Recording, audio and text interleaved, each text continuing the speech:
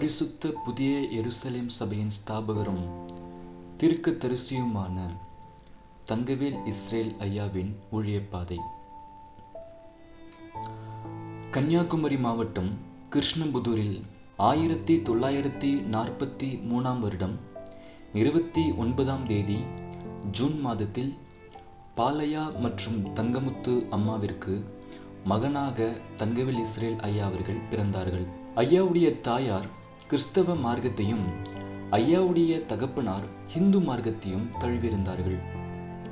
ஐயாவுடைய தந்தை ஹிந்து மார்க்கத்தை தழுவியிருந்தபடியினாலே ஐயாவும் ஹிந்துவாகவே வளர்க்கப்பட்டார். ஐயா அவர்கள் 10ஆம் வகுப்பு படித்து கொண்டிருக்கும் பொழுதே தன்னுடைய தகப்பனை இழந்தார். தாயின் அரவணைப்பில் வளர்ந்தார். பின்னர் ஐயா அவர்கள் கன்னியாகுமரியிலே தன்னுடைய சிறுவயது கல்வியை முடித்து வெல்டர் படிப்பதற்காக ITI கல்வி நிறுவனத்திலே சேர்ந்து வெல்டர் படிப்பையும் கஷ்டத்தின் மத்தியில் முடித்தார். வெல்டர் படிப்பை முடித்த ஐயா அவர்கள் திருநெல்வேலியில் இருக்கும் தன்னுடைய சப் இன்ஸ்பெக்டர் மாமாவுடைய மருந்து கடையில் 2 வருடம் மருந்து ஆளுநராக ஐயா அவர்கள் பணிபுரிந்தார். அப்பொழுது ஐயாவுடைய சம்பளம் 50 காசு. பின்னர் தேவனுடைய பெரிதான கிருபையினாலே 1/2/1963 வருடம் எம்ப்ளாய்மெண்ட் மூலம் NLCயில் ஐயாவிற்கு வேலை கிடைத்தது. இந்த வேலையின் நிமித்தமாக ஐயா அவர்கள் கன்னியாகுமரியிலிருந்து வேப்பங்குறிச்சியில் தங்கி NLC வேலையில் பணிபுரிந்தார். இந்த NLC வேலை கிடைத்த பிறகுதான் கர்த்தருடைய பலத்த செயல்கள் ஐயாவுடைய வாழ்க்கையில் விளங்க ஆரம்பித்தது. வேலைக்கு சேர்ந்த 3 மாதத்தில் தன்னுடைய அக்கா மகளான கிரேஸ் பாமியை ஐயா அவர்கள் திருமணம் செய்து கொண்டார். தன்னுடைய அக்காவின் குடும்பம் ஆண்டவராகிய இயேசு கிறிஸ்துவை தன் சொந்த இரட்சகராக விசுவாசித்து ஏற்றுக்கொண்டபடியினாலே திருமணத்திற்கு பிறகு ஐயாவும் ஹிந்து மார்க்கத்தை விட்டு பெயருக்கு கிறிஸ்தவ மார்க்கத்தை தழுவினார். NLCயில் வேலை புரிந்த காலத்தில் மிகவும் சிறப்பாக பணியாற்றினார். கடுமையாக உழைத்தார். அங்கு பணியாற்றின எல்லாரும் ஐயாவிடத்தில் மிகவும் மரியாதையாகவும் பண்புடனும் பழகுவார்கள். அவர் கடுமையாக உழைத்து பல பதவி உயர்வுகளையும் பெற்றார். அதன் பின்னர் ஐயாவிற்கு 4 பிள்ளைகள் பிறந்தார்கள். திருமணத்திற்கு பிறகு ஐயா அவர்கள் என்னத்தான் பெயருக்கு கிறிஸ்தவ மார்க்கத்தை தழுவியிருந்தாலும் ஐயா அவர்கள் ஒருபொழுதும் ஆண்டவராகிய இயேசு கிறிஸ்துவை ஏற்றுக்கொண்டதில்லை. அவரை தேடினதில்லை. வேதத்தை வாசித்ததில்லை. ஜெபம் செய்ததில்லை. ஆலயத்திற்கு கூட கடந்து சென்றதில்லை. ஆனால் ஐயாவுடைய துணைவியார் அம்மா அவர்கள் அப்படியல்ல. ஆண்டவராகிய இயேசு கிறிஸ்துவை தன் சொந்த இரட்சகராக ஏற்றுக்கொண்டபடினாலே வீட்டு பக்கத்தில் இருக்கும் ஒரு ஆலயத்திற்கு தன் பிள்ளைகளையும் கூட்டிக் கொண்டு தேவனை ஆராதிக்கும்படி கடந்து சென்று விடுவார்கள். ஆனால் நம் ஐயா அவர்கள் ஆலயத்திற்குள்ளே வராமல் ஆலயத்திற்கு வெளியே நின்று கொண்டு அம்மாவையும் தன் பிள்ளைகளையும் அழைத்து செல்வதற்காக வெளியே காத்து கொண்டிருப்பார்கள். இப்படியே ஐயாவுடைய வாழ்க்கை ஓடிக்கொண்டிருந்த வேளையில்தான் 1974 வருடம் ஐயாவுடைய வாழ்க்கையில் ஒரு பெரிய நெருக்கம் உண்டானது. அந்த நெருக்கம்தான் ஐயாவை ஆண்டவராகிய இயேசு கிறிஸ்துவை தேடும்படி செய்தது. ஆம், ஐயாவால் அந்த நெருக்கத்திலிருந்து வெளியே வரக்கூடாதபடி அந்த நெருக்கம் ஐயாவை நெருக்கினது. என்ன செய்வது, ஏது செய்வது என்று ஐயாவுக்கு புலன்படவில்லை. 1974 எனக்கு உண்டான உபத்திரவமே நான் மனம் திரும்பும்படியும் தேவனை விசுவாசிக்கும்படியும் செய்தது. அதற்கு முன்பு 1974க்கு முன்பு நான் மனம் போன போக்கில் நடந்தவராக இருந்தேன். பலர் எனக்கு சுவிசேஷத்தை சொன்னார்கள். ஆனால் நான் சுவிசேஷத்துக்கு கீழ்ப்படியவே இல்லை. 74 நான் புடமிடப்பட்டேன். நான் புடமிடப்பட்டதுனாலே, உபத்திரத்தினாலே புடமிடப்பட்டதுனாலே நான் எந்த மறுப்பும் சொல்லாமல், எந்த எதிர்ப்பும் சொல்லாமல் அப்படியே ஆண்டவரை விசுவாசித்தேன், அவருடைய சொல்லுக்கு கீழ்ப்படிந்தேன். அல்லேலூயா. அப்பொழுதுதான் ஐயாவிடத்தில் வேலை புரியும் ஒரு நண்பர், நீ கிறிஸ்தவனாக இருந்துகிட்டு இறைவனை தேடாம இருக்கியே, முதல்ல இறைவனை தேடு, கண்டிப்பா உன் நெருக்கத்தை மாற்றி போடுவாரு என அந்த நண்பர் சொன்ன அந்த வார்த்தைக்கு செவி கொடுத்து அந்த வார்த்தைக்கு கீழ்ப்படிந்து ஆண்டவராகிய தேவனை, இயேசு கிறிஸ்துவை தேட ஆரம்பித்தார். இறைவனை தேடினார், வேதத்தை வாசித்தார், இடைவிடாமல் ஜெபம் செய்து வந்தார். இப்படி ஐயா அவர்கள் ஆண்டவராகிய இயேசு கிறிஸ்துவை தேடின சில மாதத்திலே இறைவன் ஐயாவின் ஜெபத்தை கேட்டு ஐயாவை சுற்றி வளைத்திருந்த நெருக்கத்தை நொறுக்கி போட்டார். தனக்கு உண்டான நெருக்கத்திலிருந்து கர்த்தர் ஐயாவை விடுவித்ததினாலே ஆண்டவராகிய இயேசு கிறிஸ்துவை தன் சொந்த இரட்சகராக ஏற்றுக்கொண்டு அவரை விசுவாசிக்க ஆரம்பித்தார். தேவனுடைய வார்த்தைக்கு கீழ்ப்படிய தொடங்கினார். அனுதினமும் வேதத்தை பற்றிக்கொள்ள ஆரம்பித்தார். வீட்டிலே விடியகாலை எழுந்து ஜெபம் செய்வது, நேரம் கிடைக்கும் போதெல்லாம் வேதத்தை ஆராய்வது, வேலை செய்யும் இடத்திலும் ஜெபம் செய்து கொண்டே வேதத்தை வாசித்து கொண்டு இறைவனை முழு நேரமும் தேடிக்கொண்டு வந்தார். எந்த ஒரு ஆலயத்திற்கும் செல்லாமல் வீட்டிலே ஜெபித்து கொண்டு வேதத்தை வாசித்து கொண்டிருப்பதை கண்ட ஐயாவின் நண்பர், என்னப்பா வீட்டிலே ஜெபித்துட்டு இருக்க, பக்கத்தில் இருக்க ஆலயத்துக்கு போலாமே என அவர் சொன்னவுடன் அந்த ஆலயத்திற்கு கடந்து சென்றார். அப்படி அந்த ஆலயத்திற்கு கடந்து சென்ற நம் ஐயா அவர்கள் அந்த ஆலயத்தில் போதித்து கொண்டிருந்த போதகரின் போதனையை கேட்டுக்கொண்டிருந்தார். ஆராதனை முடிந்த பிறகு நம் ஐயா அவர்கள் அந்த போதகரிடத்தில் கடந்து சென்று அவர் போதித்த போதனையை குறித்து தன் கையில் இருக்கும் வேதாகமத்தில் இருந்து சில வசனத்தை காட்டி சில கேள்விகளை கேட்டார். அப்பொழுது அந்த போதகர், பிரதர், நீங்க கையில வச்சிருக்கிறது வெறும் புத்தகம்தான், இறைவனும் இல்லை ஒண்ணும் இல்லை என பதிலளித்தார். இதை கேட்ட நம் ஐயா அவர்கள் ஆச்சரியத்துடன் அந்த போதகரை பார்த்து, இறைவனே இல்லைன்றீங்க, அப்போ ஏன் இந்த இறைவனை வச்சு இந்த ஊழியத்தை செய்றீங்க, உங்க வயிற்று பொழப்புக்காக இந்த ஊழியத்தை செய்றீங்களா என நம் ஐயா அவர்கள் அந்த போதகரை பார்த்து கேட்டவுடன் அந்த சபையின் போதகர் கடும் கோபம் கொண்டு தன் கையில் வைத்திருந்த ஒரு புஸ்தகத்தை வேகமாக அருகில் இருந்த மேஜையில் வைத்தார். அதன் பிறகு நம் ஐயா அவர்கள் அந்த ஆலயத்தை விட்டு கடந்து சென்று விட்டார்கள். இந்த சம்பவம் தான் எது தேவனுடைய சபை, எந்த சபை தேவனுடைய வசனத்தை தேவன் கற்பித்தபடியே கைக்கொள்ளுகிறது என நம் ஐயாவை தேட வைத்தது. பல சபைகளுக்கு சென்றார், பல ஊர்களுக்கு சென்று பல போதகரிடத்தில் சத்தியத்தை குறித்து விவாதித்து சபையை கண்டுகொள்ளும்படி அலைந்து திரிந்தார்.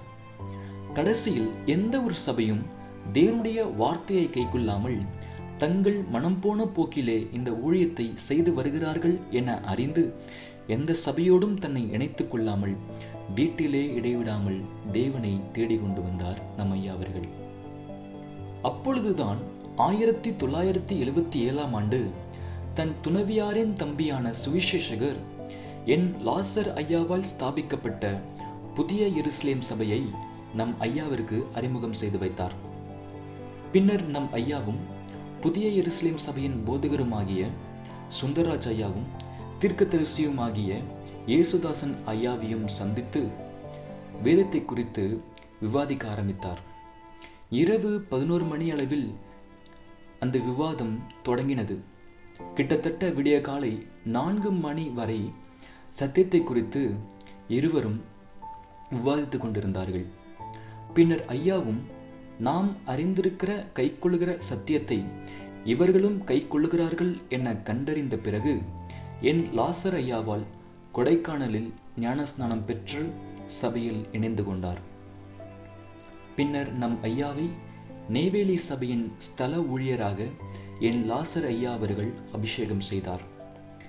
நெய்வேலியில் சபை எழுப்பப்பட்ட பின்னர் திரளான ஜனங்கள் சபையில் இணைந்து தேவனை ஆராதிக்க ஆரம்பித்தார்கள்.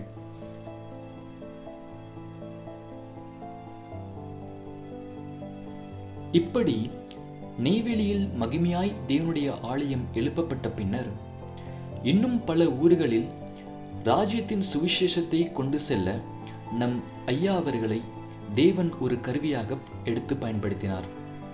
கொப்பியம், சீர்காழி, குமராட்சி, பன்ருட்டி, இருந்தை, பாண்டிச்சேரி, திட்டக்குடி, திருப்பூர் என பல ஊர்களுக்கு சென்று சபையை ஸ்தாபித்தார். பாரத்தில் ஒவ்வொரு நாளும் ஊழியத்திற்கென்று மிகவும் கடுமையாக தேவனுடைய கிருபையினாலே உழைத்தார்.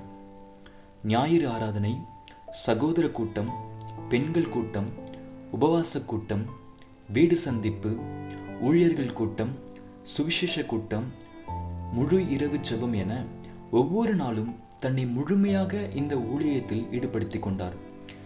தினமும் குறைந்தது 4 முதல் 5 மணி நேரம் வரை தொடர்ந்து முழங்காலில் படியிட்டு தேவனை நோக்கி ஜெபித்துக் கொண்டு வந்தார்.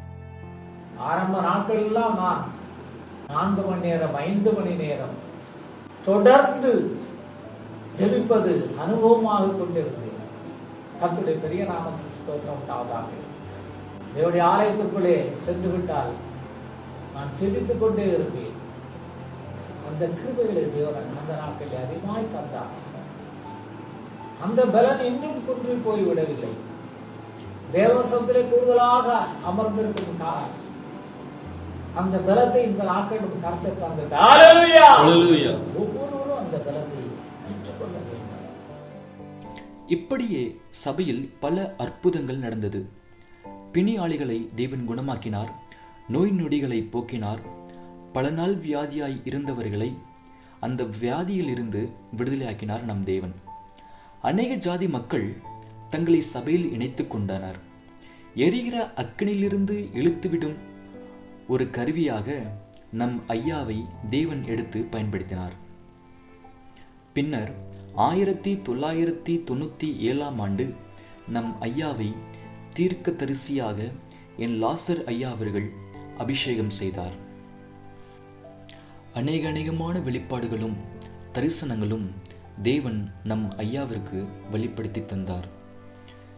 சேராபின் தரிசனம், முழு நிலவு தரிசனம், ஸ்திரீயின் வித்து, சபையை பற்றிய 4 காரியம், தேவ கிருபை என்றுள்ளது, ஆசிரிப்பு கூடார விளக்கு, பக்தி வைராக்கியம் என பல வெளிப்பாடுகளும் தரிசனங்களும் ஐயாவிற்கு வெளிப்படுத்தப்பட்டு புதிய எருசலேம் பத்திரிகையில் மாதந்தோறும் வெளியிடப்பட்டு வந்தன.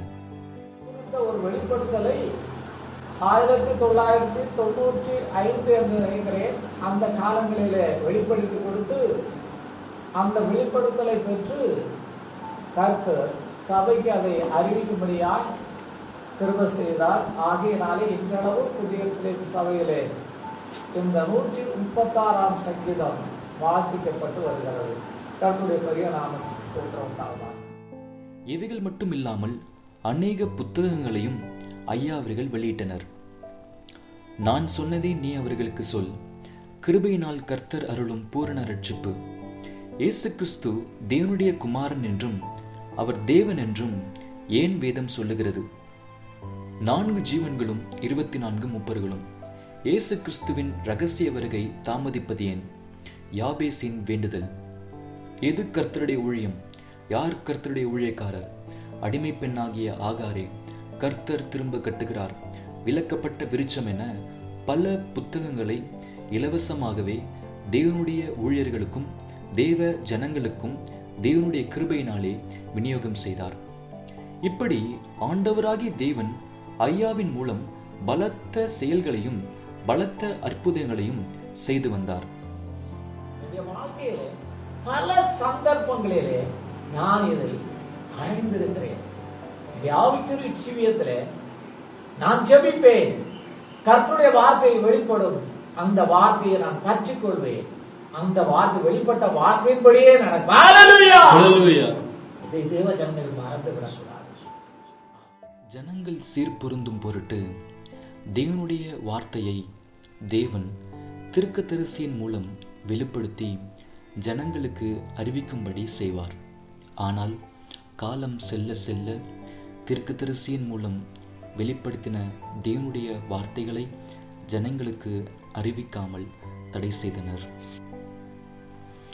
1984 ஐயாவிற்கு நிமோனியா வியாதியினால் கடும் அவதிப்பட்டார்.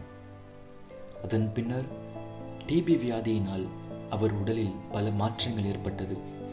இருந்தும் இந்த ஊழியத்தை தொடர்ந்து செய்து வந்தார். இந்த ஊழியத்திற்காக தன்னை முழுமையாக ஒப்பு கொடுத்தார். அநேக போராட்டங்கள், அநேக வழிகள், எத்தனையோ தியாகங்கள்.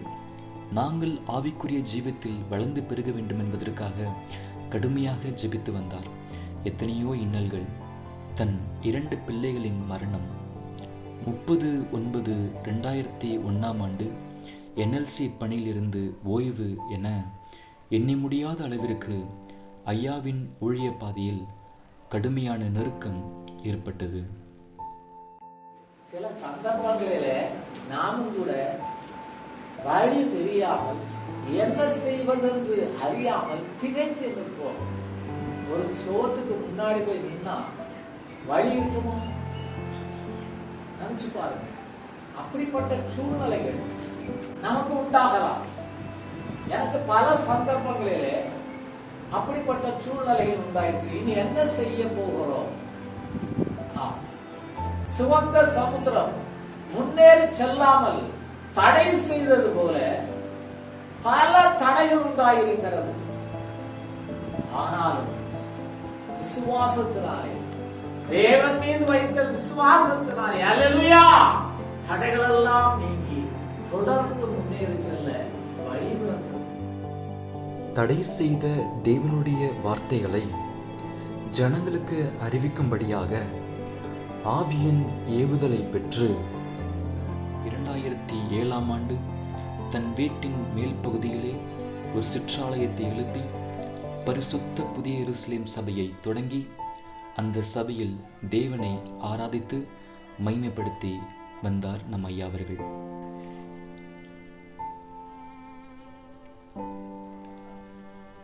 2022 தங்கவேல் இஸ்ரேல் ஐயா அவர்களின் உடல் நலம் குறைவால் 22/1/2022 சனிக்கிழமை மாலை 4:22 மணியளவில் தங்கவேல் இஸ்ரேல் ஐயா அவர்கள் கர்த்தருக்குள் நித்திரையடைந்தார்கள்.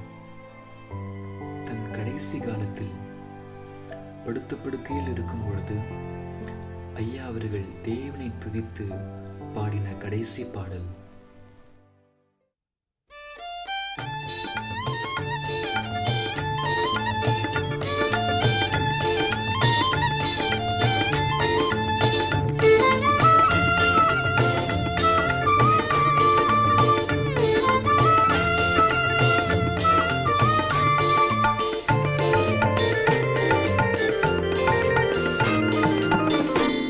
கர்த்தாவே, நீர் என்னை ஆராய்ந்து அறிவீர், நினைவை அறிகின்றீர். கர்த்தாவே, நீர் என்னை ஆராய்ந்து அறிவீர், நினைவை அறிகின்றீர். என்னை நீர் சோதித்து என் இதயத்தை அறிந்து என் வழிகளை அறிகின்றீர். கர்த்தாவே,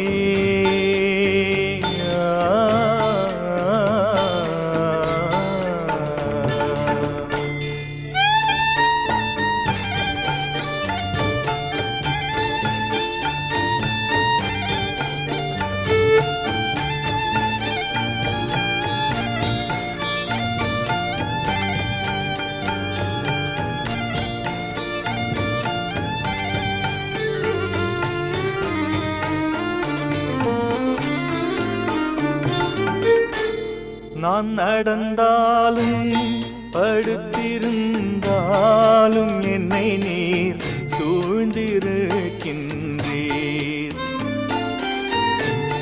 நான் நடந்தாலும் படுத்திருந்தாலும் என்னை நீர் சூழ்ந்திருக்கின்றீர். கர்த்தாவே, உமது கை என்னை காப்பாற்றும் நித்திய வழி நடத்தும் கர்த்தாவே.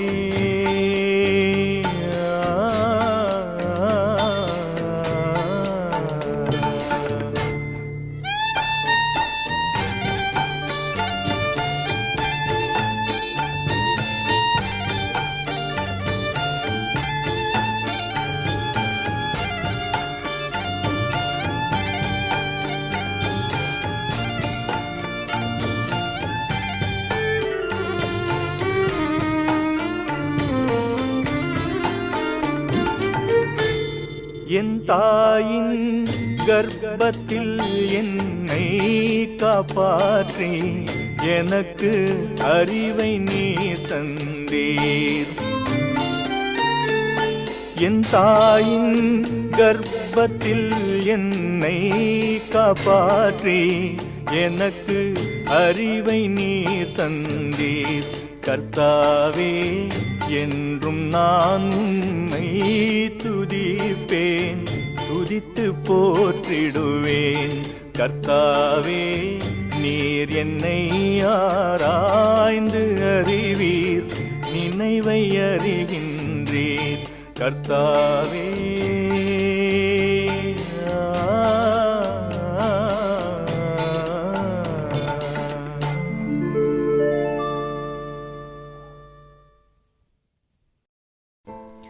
ஐயாவிற்கு பின்னர் உடன் ஊழியர் MS பால்ராஜ் ஐயா அவர்கள் பரிசுத்த புதிய எருசலேம் சபையின் பிள்ளைகளை தொடர்ந்து வழிநடத்தி இன்றளவும் பரிசுத்த புதிய எருசலேம் சபையில் தேவனை ஆராதித்து மைமைப்படுத்தி வருகின்றனர்.